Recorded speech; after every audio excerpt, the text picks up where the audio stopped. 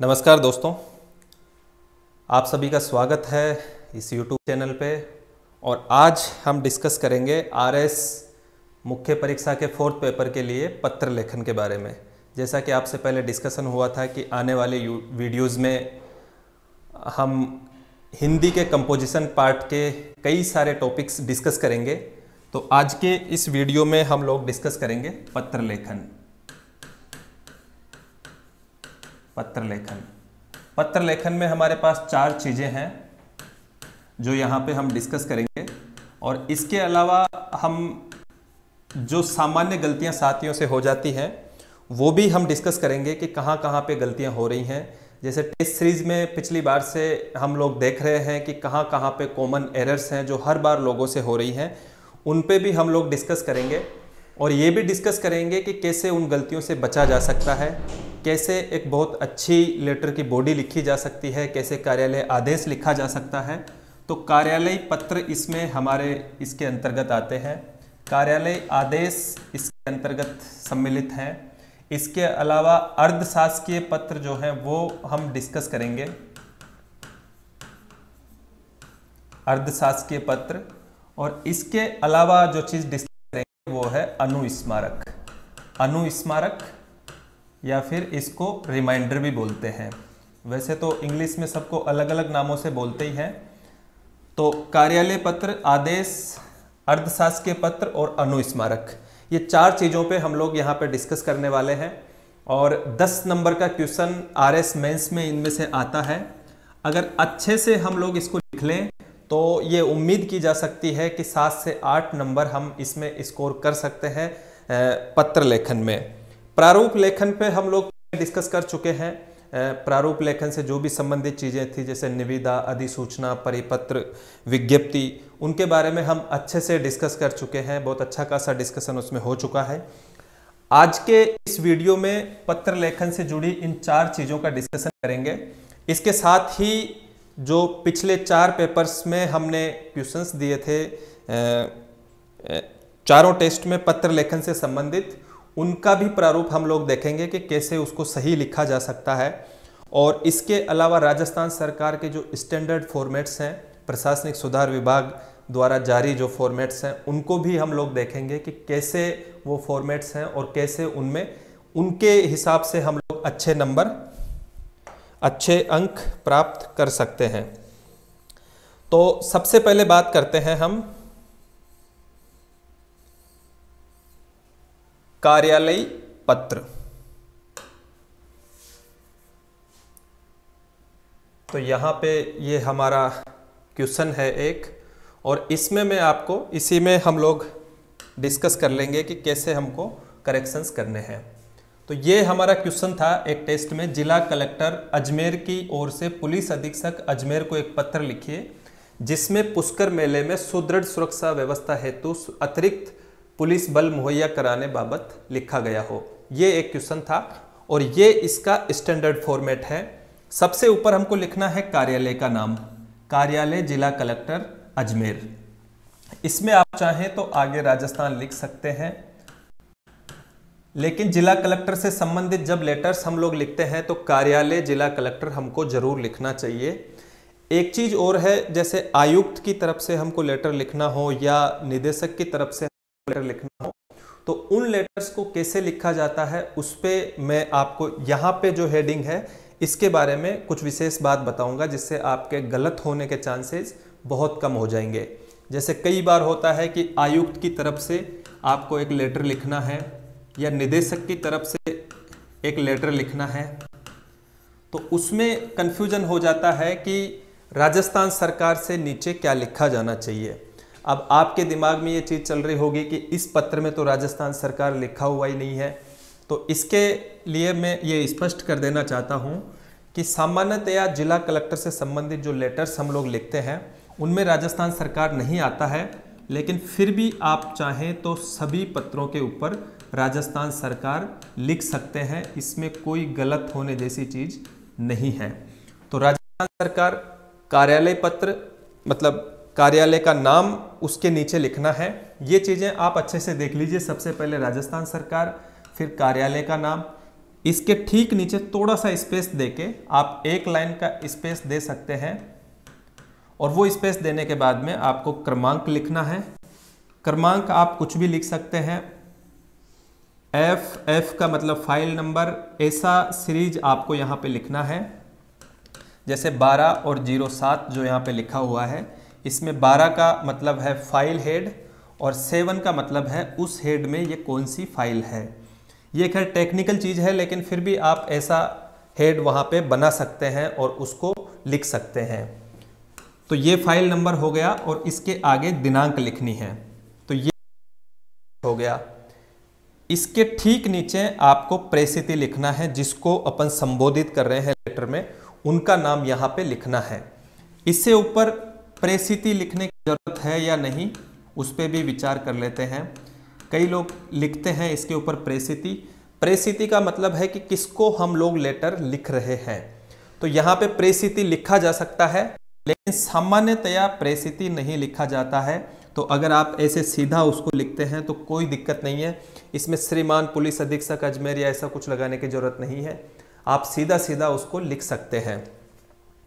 यहाँ पे मैं आपको एक फॉर्मेट और दिखाता हूँ, जो राजस्थान सरकार का फॉर्मेट है। ये यहाँ पे ये जो फॉर्मेट है, ये है शासकीय पत्र का फॉर्मेट। ये प्रशासनिक सुधार विभाग की जो डिपार्टमेंटल मेनू, जिसमें विभागीय कामकाजों को करने के तरीके दिए हुए हैं, वहां से ये लिया गया है। तो यहाँ पे हम और ज़्यादा में हो सकते हैं, ताकि हम बहुत कंफर्म हो के वो चीज़ें लिख सकें, कॉन्फिडेंस के साथ वो चीज़ें लिख सकें कि हाँ हम गलत नहीं हैं, हम जो चीज़ें लिख रहे हैं वो राजस्थान सरकार द्वारा अप्रूव्ड है। तो सबसे पहले जैसे हम लिखते हैं राजस्थान सरकार, उसके बाद में विभाग का नाम, जैसे यहाँ पे लिखा हुआ है कार्मिक एवं प्रशासनिक सुधार विभाग। ये अनुभाग का जो सिस्टम है ये सचिवालय में चलता है। अधीनस्थ विभागों के लिए या जैसे आयुक्तालय के लिए या निदेशालय के लिए हमको ये चीज़ लिखने की ज़रूरत नहीं है, हम यहाँ पे सीधा लिख सकते हैं विभाग का नाम। चलिए वो यहाँ डिस्कस कर ही लेते हैं। जैसे कई बार हमको आयुक्त की तरफ से लेटर लिखना पड़ता है, कई बार निदेशक की तरफ से लेटर लिखना पड़ता है।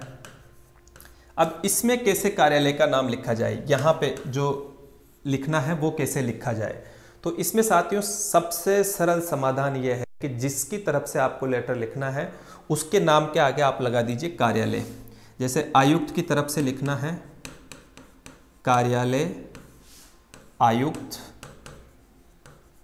जैसे कि कॉलेज शिक्षा की तरफ से हमने एक विज्ञप्ति लिखी थी अभी रिसेंट पेपर्स में, तो कार्यालय आयुक्त कॉलेज शिक्षा जयपुर, ये विभाग का नाम हो गया। ऐसे विभाग का नाम लिखा जा सकता है।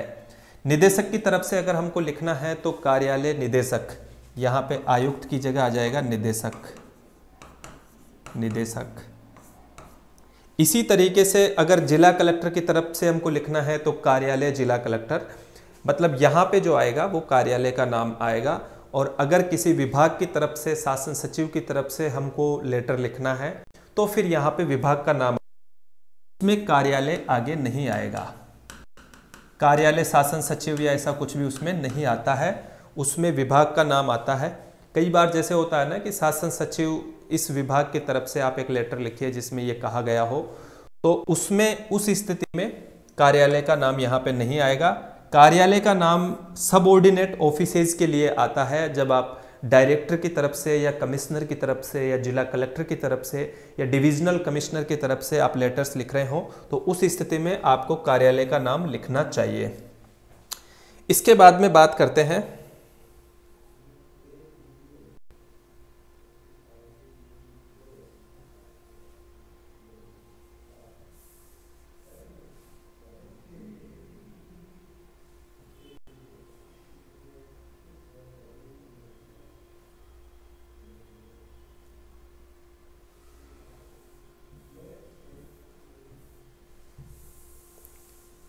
इसके बाद करते हैं प्रेषक। जब हम वहां पे मार्क कर रहे हैं, ऊपर विभाग का नाम लिख रहे हैं, तो ये इसकी जरूरत यहाँ पे नहीं है। अब ये जिस चीज़ पे हम डिस्कस कर रहे थे वो चीज़ यहाँ पे आती है कि प्रेस्थिति लिखना चाहिए या नहीं लिखना चाहिए। तो यहाँ पे ये स्पष्ट हो जाता है कि प्रेस्थिति हम लिख सकते हैं, और प्रेस्थिति से थोड़ा आगे जहाँ प्रेस्थिति खत्म होता है फिर हमको उनका नाम लिखना चाहिए जिनको हम लेटर भेज रहे हैं। जैसे सचिव, वित्त राजस्व विभाग, वित्त मंत्रालय, भारत सरकार, नई दिल्ली को ये लेटर भेजा जा रहा था। तो प्रेस्थिति से थोड़ा आगे ये लिख देना चाहिए। वैसे मैं यहाँ पे स्पष्ट कर देना चाहता हूँ कि अगर प्रेस्थिति हम लोग नहीं लिखेंगे तो भी ये काम चल जाएगा, इसकी बहुत ज़्यादा ज़रूरत यहाँ पे नहीं है, इसको आप स्किप कर सकते हैं चाहे तो। इसके नीचे साथियों अपने को लिखना होता है विषय। विषय उसी दिशा में लिखा जाता है जिस दिशा में प्रेस्थिति होता है। यहाँ पे ये सीरीज आप ध्यान रखें, जिस दिशा में संबोधित जिसको कर रहे हैं, प्रेस्थिति जिस डायरेक्शन में या जिस स्पेस, जितना स्पेस देके प्रेस्थिति लिख रहे हैं उसी स्पेस के साथ अपने को विषय लिखना होता है। लिपिकों के लिए विभागीय परीक्षा, उसके लिए उसके बाद में महोदय लिखना है, और महोदय के बाद में अपनी जो लेटर बॉडी है वो आ जाती है। ये लेटर बॉडी आप कितने भी लाइंस में लिख सकते हैं, लेकिन फिर भी मैं ये उम्मीद करता हूँ और ये माना जाता है कि आपको कम से कम 6 से 7 लाइंस लेटर बॉडी में ज़रूर लिखनी चाहिए, ताकि एक अच्छा भरा पूरा पत्र आपका लगे और उससे ठीक आपका इम्प्रेशन जाता है कि चलो इसको नॉलेज है कि कैसे सिस्टम में काम होते हैं। तो कम से कम 6-7 लाइंस में आप इनको ज़रूर लिखें लेटर बॉडी को। जैसे यहाँ पे ये लिखा है, मुझे ये लिखने का निर्देश हुआ है कि राजस्थान सरकार के कनिष्ठ लिपिकों से। ये लाइन बहुत अच्छी है, इसको आप यूज़ कर सकते हैं। वैसे लेटर लिखने के लिए 4-5 लाइन्स हम अभी डिस्कस करने वाले हैं कि कैसे एक अच्छा लेटर लिखा जा सकता है, लेकिन फिर भी ये लाइन बहुत अच्छी है, मुझे ये लिखने का निर्देश हुआ है कि। अगर आप किसी बड़े अधिकारी के डायरेक्शन से कोई लेटर लिख रहे हैं तो आप नो डाउट ये लिख सकते हैं कि मुझे ये कहने का निर्देश, मुझे ये लिखने का निर्देश हुआ है कि राजस्थान सरकार कनिष्ठ लिपिकों से लिपिकों के प्रोन्नति पदोन्नति के लिए विभागीय परीक्षा की पद्धति प्रारंभ करने का विचार करती है। यहाँ पे एक चीज़ और जो डिस्कस करने की है विषय से ठीक नीचे, वो है संदर्भ। संदर्भ लिखना चाहिए या नहीं लिखना चाहिए। अगर आपकी समझ में संदर्भ का स्कोप बन रहा है, ये वहाँ पे आपको प्रैक्टिकल सोचना है। ज़बरदस्ती संदर्भ ठूंसना भी नहीं है, क्वेश्चन की डिमांड नहीं है, लेटर की डिमांड नहीं है, आप ज़बरदस्ती उसमें संदर्भ लिख रहे हैं तो वो थोड़ा नेगेटिव हो जाएगा। लेकिन फिर भी अगर आप संदर्भ लिख सकते हैं तो ज़रूर लिखना चाहिए। किसी पुराने पत्र पे या किसी और ऑफिस से आपको ऐसा करने का निर्देश प्राप्त हुआ हो तो आपको ये लिखना चाहिए संदर्भ। इसके बाद में साथियों लेटर बॉडी के बाद में अपना जो आता है वो है भवनिष्ठ। यहाँ पे भवदीय भी लिखा जा सकता है, और यहाँ पे नाम लिखना है क ख ग। ज़्यादातर स्टूडेंट्स जो गलती कर रहे हैं वो यहाँ पे नाम लिखते हैं, जैसे कोई महेश नाम लिख देता है, कोई विनय नाम लिख देता है, XYZ कुछ भी। तो ये नाम यहाँ पे नहीं लिखना है, यहाँ पे क ख ग या एबस है हम लोग लिख सकते हैं, ये लिखा जा सकता है, तो इससे काम वहाँ पे चल जाएगा। ये अपना एक फॉर्मेट हो गया शासकीय पत्रों का, जो राजस्थान सरकार द्वारा अधिकृत है, राजस्थान सरकार का खुद का तैयार किया हुआ फॉर्मेट ये है। अब हम हमारे वापस उसी फॉर्मेट में आते हैं जिस पे हम लोग ये कार्यालय जिला कलेक्टर का है। अब जैसे इसमें विषय हमको लिखना था तो इसी फॉर्मेट में हम लोग लिख सकते हैं। मैं ये मानता हूँ कि इतना ही स्पेस हमको वहाँ एग्जाम में भी मिलेगा। विषय 2-3 लाइन में लिखा जा सकता है, जैसे पुष्कर मेले में सुदृढ़ सुरक्षा व्यवस्था है तो अतिरिक्त पुलिस बल मुहैया कराने बाबत। इसके बाद में संदर्भ लिखा जा सकता है कि उपखंड अधिकारी पुष्कर का पत्र क्रमांक ये। अब ये हमको डिसाइड करना है कि संदर्भ लिखते टाइम कैसे लिखना है। जैसे कि हमारा जो लेटर था वो था कि पुष्कर मेले में अतिरिक्त सुरक्षा बल मुहैया कराने के लिए, तो सुरक्षा बल मुहैया कराने की डिमांड कौन करेगा? या तो वहाँ का SDM करेगा पुष्कर का, या फिर मेला समिति का जो अध्यक्ष है वो करेगा, अगर कोई अलग से समिति बनी हुई है तो, या फिर राज्य सरकार का जो गृह विभाग है उसके अधिकारी उस चीज की डिमांड करेंगे कि यहाँ पे इसकी जरूरत है। तो ऐसा कोई लेटर, काल्पनिक लेटर बना के आपको वहां पे लिखना है, इसे संबोधन। और फिर आपको लिखना है उपर्युक्त विषयांतर्गत लेख है कि इसके बाद में 5-6 लाइंस की आपको लेटर बॉडी लिखनी है। ये आप यहाँ पे लिख सकते हैं, ये लैंग्वेज उपर्युक्त विषयांतर्गत लेख है कि। इसके बाद में ऐसे भी लिखा जा सकता है कि उपखंड अधिकारी पुष्कर के संदर्भित पत्र का अवलोकन फरमावे या अवलोकन करावे। तो उपखंड अधिकारी द्वारा ये मांग की गई है कि पुष्कर मेले में गत बार से अधिक यात्री आने की संभावना है और कोरोना का भी वातावरण बन रहा है, तो ऐसे में अतिरिक्त पुलिस बल की जरूरत पड़ने वाली है। अतः आपसे निवेदन है कि पुष्कर मेले हेतु, अगर आपको बटालियन वगैरह का ज्ञान है तो वो लिखा जा सकता है, नहीं तो आप साधारण रूप से ये लिख सकते हैं कि अतः पुष्कर मेले हेतु आप सुरक्षा व्यवस्था को सुदृढ़ करने की कृपा करें।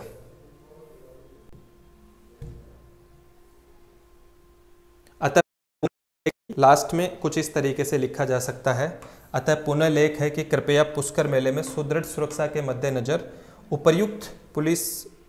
उपरोक्त अनुसार पुलिस बल की उपलब्धता सुनिश्चित कर अवगत करावें संलग्न उपरोक्त अनुसार। मतलब ये लिखा जा सकता है कई बार जब सूचना अधूरी हो तो कि संलग्न सूची के अनुसार आप इसको प्रोवाइड करवाने की कृपा करें या प्रोवाइड करवाने का श्रम करें। यहाँ पे इसी फॉर्मेट में लिखना है, हस्ताक्षर और नाम नहीं लिखना है, कह गए जिला कलेक्टर सफिशिएंट है। क्रमांक लिखना है और दिनांक, क्रमांक सेम ऊपर वाला यहाँ पे रिपीट करना है। और सबऑर्डिनेट कार्यालय में, सबऑर्डिनेट विभागों में ये ध्यान रखें कि जितने लोगों को हम प्रति दे रहे हैं, जैसे यहाँ पे 4 लोगों को प्रति दी जा रही है, तो ऊपर जो क्रमांक लिखे हुए थे, जैसे ऊपर हमने लिखे थे 3903, तो यहाँ 4 से लेके और +4 उसमें ऐड कर देने हैं 4576, तो 7 तक यहाँ पे हमको क्रमांक लिखने हैं। इन सब के अलग अलग क्रमांक होते हैं, तो ये लिखा जा सकता है। और यहाँ पे नीचे फिर वापस इंडोर्समेंट में हस्ताक्षर होंगे। अधिकारी का नाम जरूर लिखना है, कह गए या एबस है, इसमें गलती नहीं करनी। निदेशालय या फिर आयुक्तालय का नाम कैसे लिखना है वो भी हमने डिस्कस किया है कि उनको किस तरीके से लिखा जाना है। तो ये कार्यालयी पत्र का एक फॉर्मेट था कि कार्यालय पत्र को कैसे लिखा जा सकता है।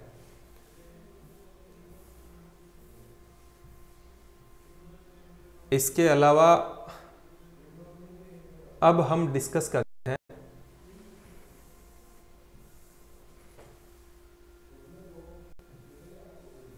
ये शायद अनुस्मारक का फॉर्मेट है जो अभी रिसेंट पेपर में हमने दिया था। अब हम कार्यालय आदेश पे डिस्कस करते हैं। तो हमारा निदेशक चिकित्सा स्वास्थ्य एवं परिवार कल्याण है, जैसे ये निदेशक की तरफ से हमको लिखना है, तो इसमें कैसे लिखना है। राजस्थान की ओर से एक कार्यालय आदेश लिखिए जिसमें कतिपय कार्मिकों को कोविड टीकाकरण के घर घर सर्वे हेतु कार्य व्यवस्थार्थ नियुक्त किया गया हो। इसी फॉर्मेट में आपको वहां पे लिखना है। सबसे पहले राजस्थान सरकार, फिर निदेशालय चिकित्सा शिक्षा परिवार कल्याण सेवाएं। अब यहाँ पे जहां हम निदेशालय लिख रहे हैं, आप अगर चाहें तो यहाँ पे कार्यालय निदेशक ये लिख सकते हैं। कार्यालय निदेशक चिकित्सा स्वास्थ्य एवं परिवार कल्याण सेवाएं राजस्थान जयपुर। इसको निदेशालय के रूप में भी लिखा जा सकता है, इसको कार्यालय निदेशक के रूप में भी लिखा जा सकता है। जिस तरीके से आप कंफर्टेबल हैं उस तरीके से आप इसको लिख सकते हैं। यहाँ पे क्रमांक लिखना है, दिनांक सेम वही फॉर्मेट है, बीच में लिखना है कार्यालय आदेश। इसको अंडरलाइन कर सकते हैं, बोल्ड कर सकते हैं, थोड़ा सा डेकोरेट कर सकते हैं।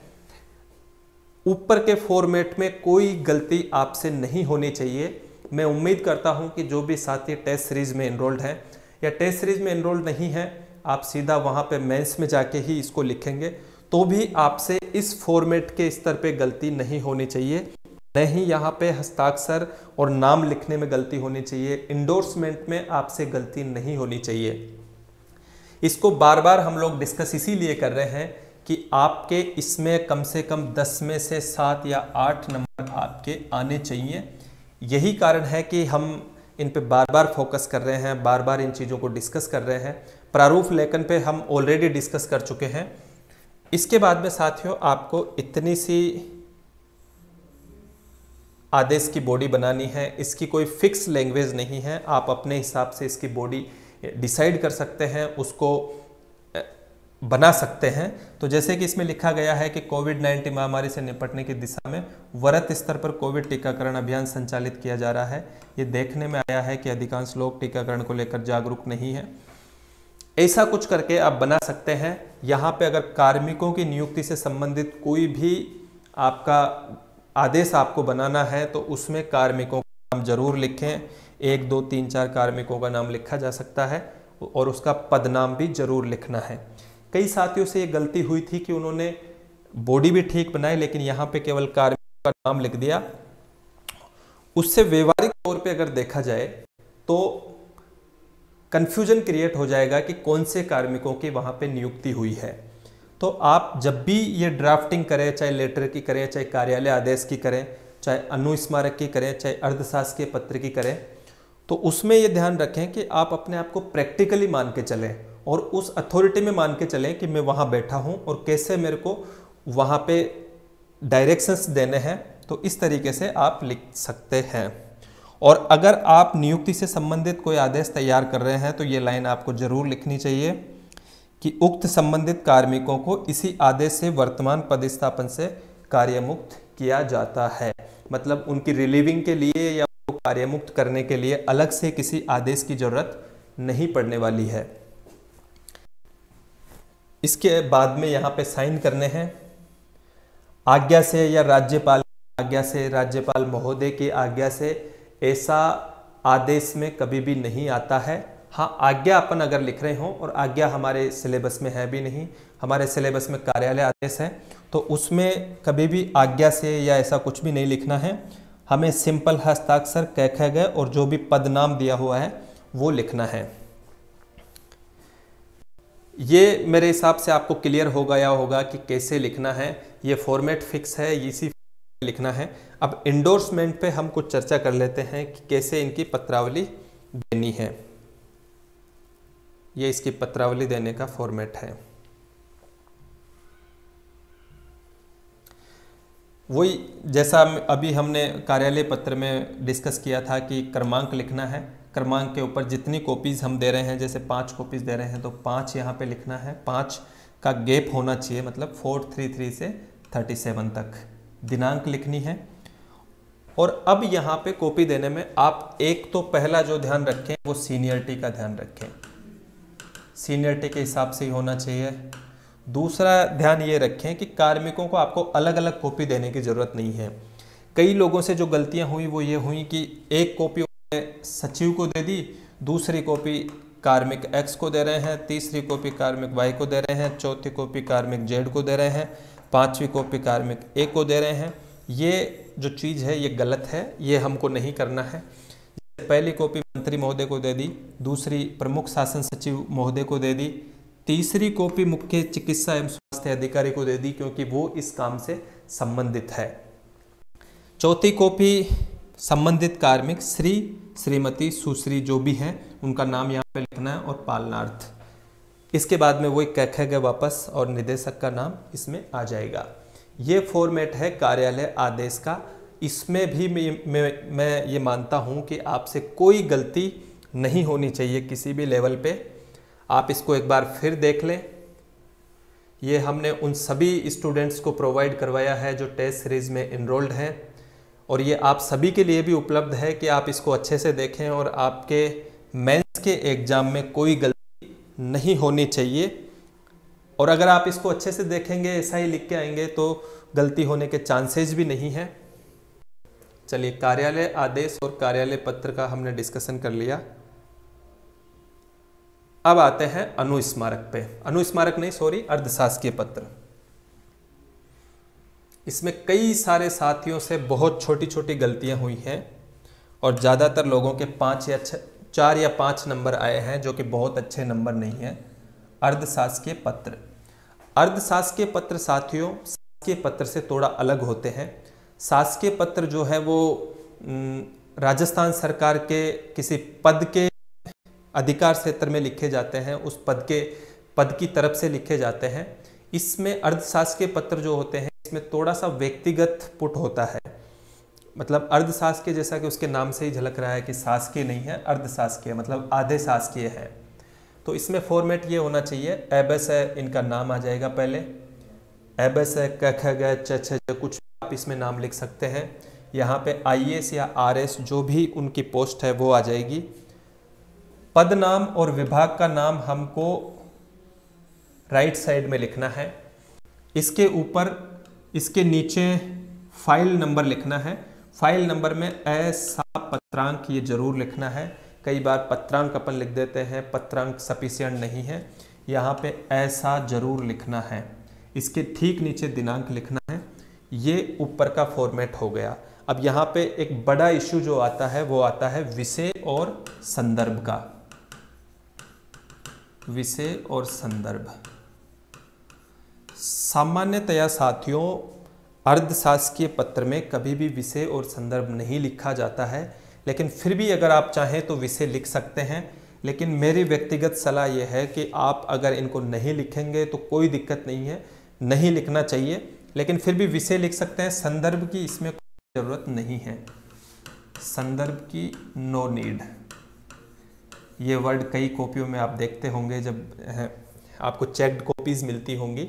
विषय आप चाहें तो लिख सकते हैं, ज़रूरत इसकी भी नहीं है।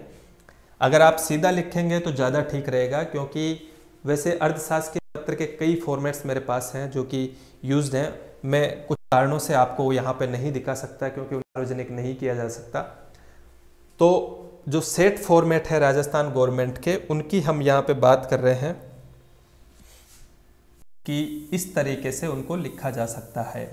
तो यहाँ पे अधिकारी का नाम, पद आरएस है या आईएएस है वो लिखना है, प्रमुख शासन सचिव, यहाँ पे फाइल नंबर वगैरह यहाँ पे थोड़ा गैप दे सकते हैं।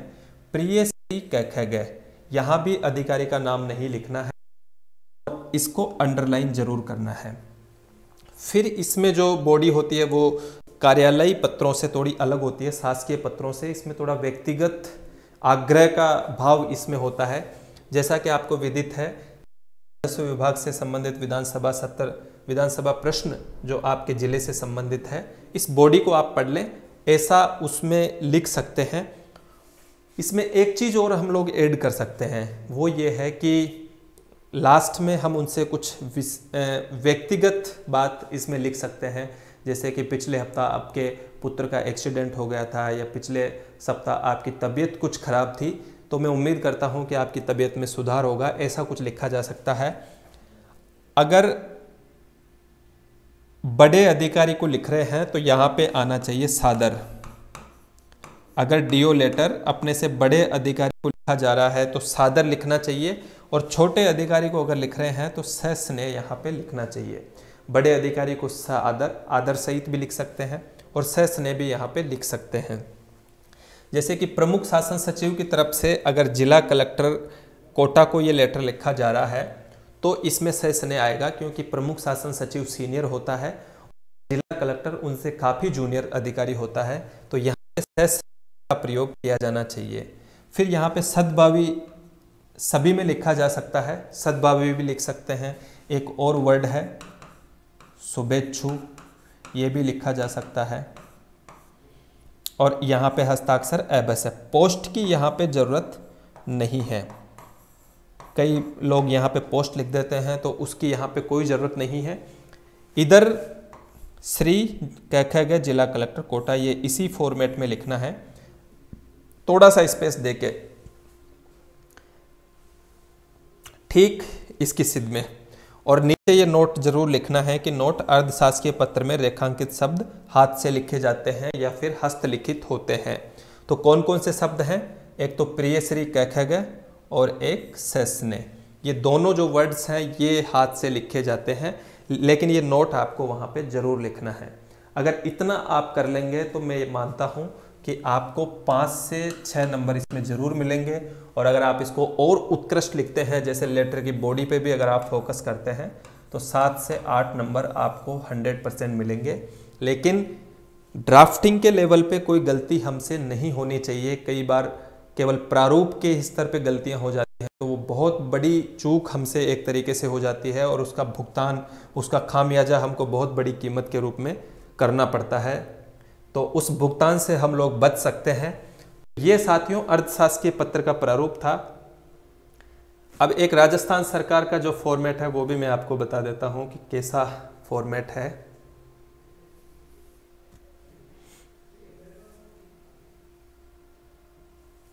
ये अर्थशास्त्रीय पत्र का फॉर्मेट है। जैसे ये मुख्य सचिव की तरफ से लिखा गया है, BL माथुर मुख्य सचिव, लेकिन यहाँ पे हमको केवल क ख ग ही लिखना है। मुख्य सचिव की तो कर पोस्ट है, यहाँ पे IAS हम लिख सकते हैं और इस पोस्ट को हमें यहाँ पे लिखना है, मुख्य सचिव राजस्थान सरकार, या इधर भी आप लिख सकते हैं, लेकिन इधर ज़्यादा ठीक है अभी जो प्रयोग में चीज़ें आ रही हैं। क्योंकि एक तो हमारा काम रोज का इन्हीं चीज़ों का है कि कैसे शासकीय पत्र लिखा जाता है। लंबे समय से मैं मंत्रालय कर्मचारी रहा हूँ, मंत्रालय के स्टाफ में रहा हूँ, तो इन चीज़ों का अच्छा खासा अभ्यास है और मैं चाहता हूँ कि उस अभ्यास का, उस अनुभव का फ़ायदा आप लोगों को सीधा एग्जाम में मिले। तो आप इन पे भरोसा कर सकते हैं। यहाँ पे वही जो हमने डिस्कस किया था, अर्थशास्त्रीय पत्र जयपुर दिनांक, ये चीज़ें आपको लिखनी है। प्रिय श्री जो भी नाम उनका यहाँ पे है वो हाथ से लिखना है, हाथ से लिखना है। और ये लेटर की बॉडी अपनी हो जाती है। आपका सद्भावी जैसे हम लोग वहाँ पे कर रहे थे वो लिखना है। और दैट्स ऑल साथियों, ये हम अपना जो प्रारूप है वो यहाँ पे ख़त्म हो जाता है। और यहाँ पे श्री जो भी उनका नाम है वो लिख सकते हैं, महानिरीक्षक पुलिस। यहाँ पे टिप्पणी है कि कुछ जगह खाली छोड़ी जा सकती है, जैसे स्नेह लिखने के लिए, सादर लिखने के लिए वो जगह खाली छोड़ी जा सकती है। अब एक जो रिमाइंडर हम लोग लिखते हैं, उस रिमाइंडर का फॉर्मेट पहले राजस्थान सरकार की तरफ से जो फॉर्मेट है वो देख लेते हैं। रिमाइंडर में साथियों अनुस्मारक की मैं बात कर रहा हूं कि अनुस्मारक कैसे लिखते हैं। तो अनुस्मारक पहले राजस्थान सरकार, विभाग का नाम, यहाँ पे कोई भी विभाग का नाम आप लिख सकते हैं, फाइल नंबर यहाँ पे आएगा और जयपुर और दिनांक यहाँ पे हमको लिखना है।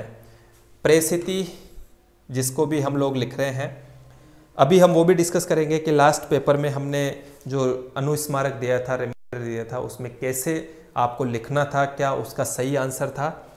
यहाँ पे विषय यहाँ पे हमको लिखना है और विषय के नीचे संदर्भ इसमें आवश्यक रूप से लिखना है। संदर्भ के बिना साथियों आपका जो अनुस्मारक है, आपका जो रिमाइंडर है वो बिल्कुल गलत हो जाएगा। फिर महोदय उपरोक्त विषयांतर्गत संदर्भित पत्र की ओर से ध्यान आकर्षित कर, ये जो लाइन है वो इसमें लिखी जा सकती है। तो ये राजस्थान सरकार का फॉर्मेट है, आप इसको फॉलो कर सकते हैं। अब हम आते हैं अपने फॉर्मेट में, जहाँ पे हमको ये डिस्कस करना है कि कैसे उसको सही तरीके से लिखा जा सकता है।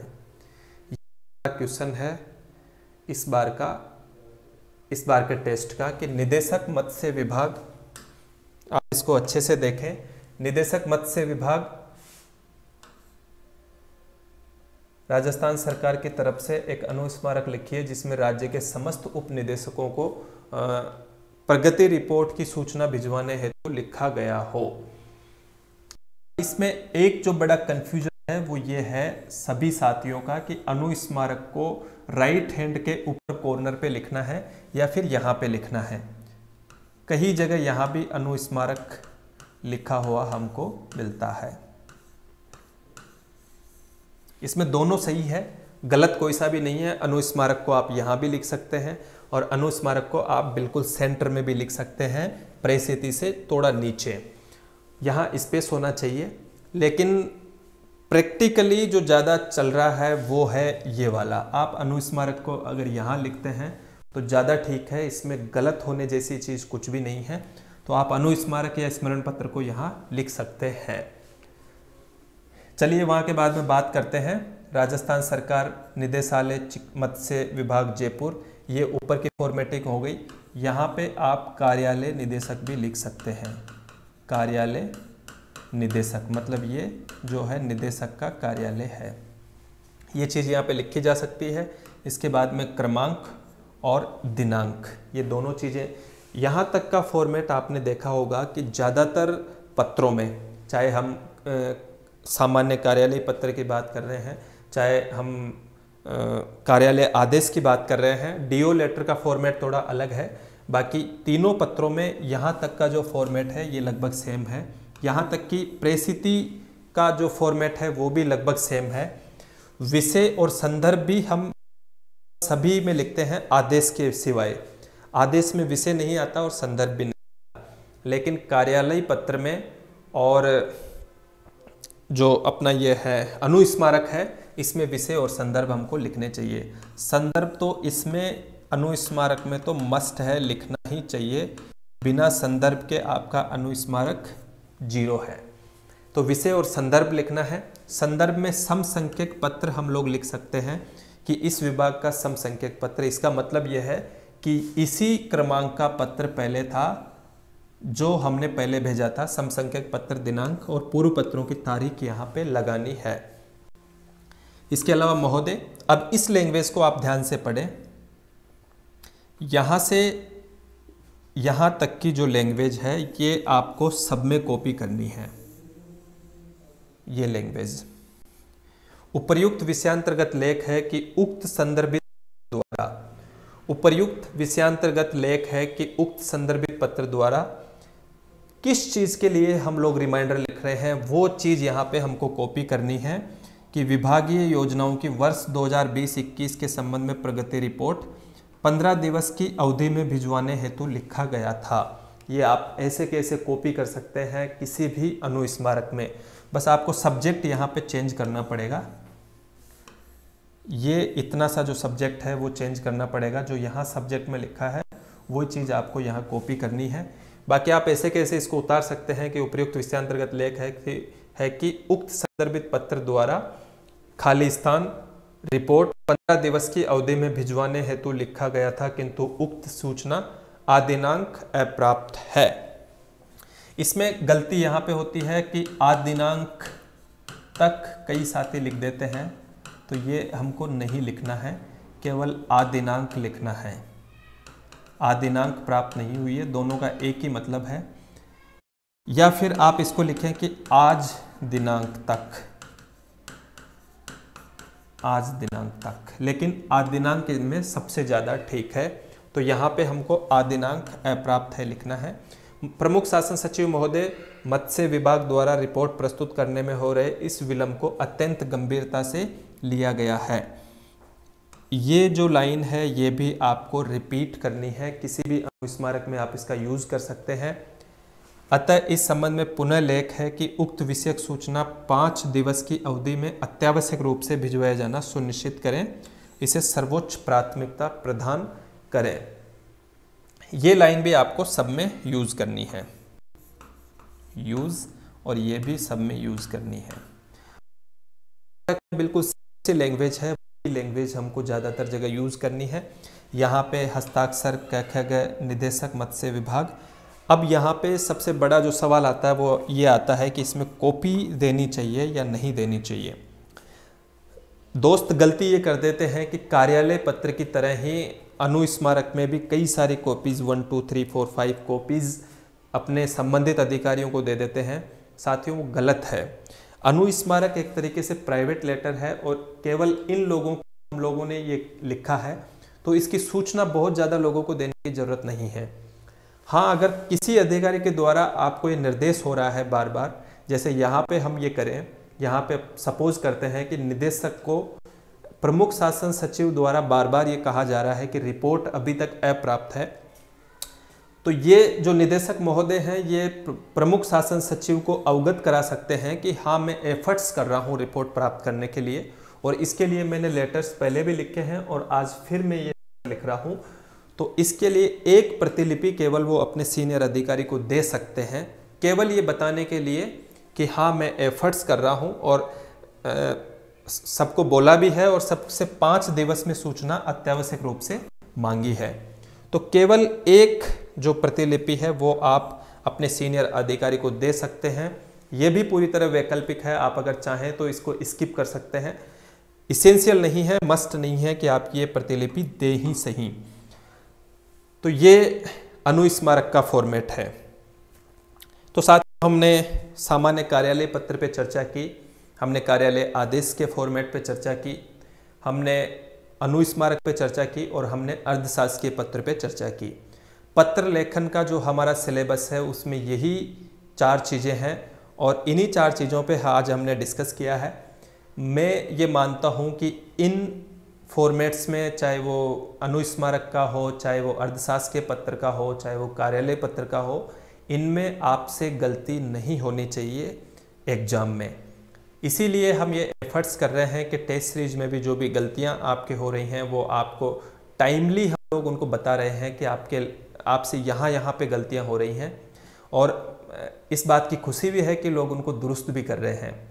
4 टेस्ट उसमें पूरे हो चुके हैं।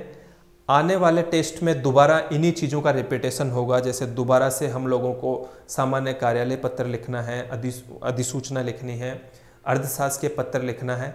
तो आने वाले टेस्ट में आपसे वो गलतियां नहीं होनी चाहिए। इसके अलावा आप घर पे भी रेगुलर प्रैक्टिस करते रहें। केवल टेस्ट सीरीज ज्वाइन करके ये न माने कि मैं पर्याप्त वहाँ पे अभ्यास या प्रैक्टिस कर लूँगा। टेलीग्राम पे खूब सारे जो प्रारूप हैं, खूब सारे पत्र हैं वो भरे पड़े हैं। आप वहाँ से उसको डाउनलोड कर सकते हैं और डाउनलोड करके उनकी प्रैक्टिस घर पे बैठ के करें। अपने फ्रेंड्स से जो आपके साथ तैयारी चेक करवा सकते हैं, आप खुद भी उनका चेक कर सकते हैं। तो ऐसे आपकी तैयारी को थोड़ी धार मिलेगी और उसका जो बेनिफिट है वो आपको मेन एग्जाम में, मेंस में देखने को मिलेगा। इसके अलावा हम कोशिश कर रहे हैं कि संडे को इंग्लिश की कोई क्लास ऑनलाइन प्लेटफॉर्म पे, जैसे जूम मीटिंग पे या गूगल क्लासेस पे हो जाए, तो उसमें हम पैराग्राफ चीज़ों पे डिस्कस करने वाले हैं। तो उसके लिए आप सबको यथा समय सूचित कर दिया जाएगा। बाकी आप तैयारी करते रहिए अच्छे से। कई सारे साथी 4th पेपर में बहुत अच्छा कर रहे हैं, उन सभी को बहुत बहुत बधाई। और ये उम्मीद भी करता हूँ कि आप सब अपनी तैयारी को इसी तरीके से बनाए रखें, उसको और ज़्यादा ऊंचाइयों पे ले जाएं, तो 4th पेपर में बहुत अच्छा हम लोग मिलके कर सकते हैं। जो भी छोटी छोटी गलतियाँ हो रही हैं उन गलतियों से सबक लें और आने वाले टाइम में कोशिश करें कि वो गलतियां नहीं हो और कम से कम मुख्य परीक्षा में जब 26 फरवरी को हम लोग 4th पेपर का एग्ज़ाम देंगे तो उसमें तो कम से कम वो गलतियां नहीं होनी चाहिए। तो आज के लिए बस इतना ही। हमने पत्र लेखन और प्रारूप लेखन पे एक बहुत लंबा चौड़ा डिस्कशन कर लिया है। प्रारूप लेखन के 2 पार्ट्स की क्लासेस आपके यूट्यूब पे अवेलेबल है, आप कभी भी उन्हें देख सकते हैं। अब इसके अलावा जो चीज़ें बची हैं वो हैं, एक तो पल्लवन और संक्षिप्तीकरण और निबंध लेखन। इन पे भी हम ही डिस्कशन करेंगे और कैसे एक अच्छा पल्लवन लिख सकते हैं, कैसे उसका संक्षिप्तीकरण में ज़्यादा से ज़्यादा स्कोर किया जा सकता है, इस स्ट्रेटेजी पे भी हम लोग चर्चा करेंगे। तो आप लोग इसी तरह इस यूट्यूब चैनल से जुड़े रहिए, हमसे जुड़े रहिए। टेस्ट सीरीज़ में आपको जो भी कमियां नज़र आती हैं उनसे आप हमें बताते रहें। हम और उत्तरोत्तर उसमें विकास करने की या उत्तरोत्तर सुधार करने की कोशिश कर रहे हैं। तो पढ़ते रहिए साथियों, रेगुलर प्रैक्टिस करते रहिए। बहुत बहुत शुक्रिया, बेस्ट विशेस, थैंक यू।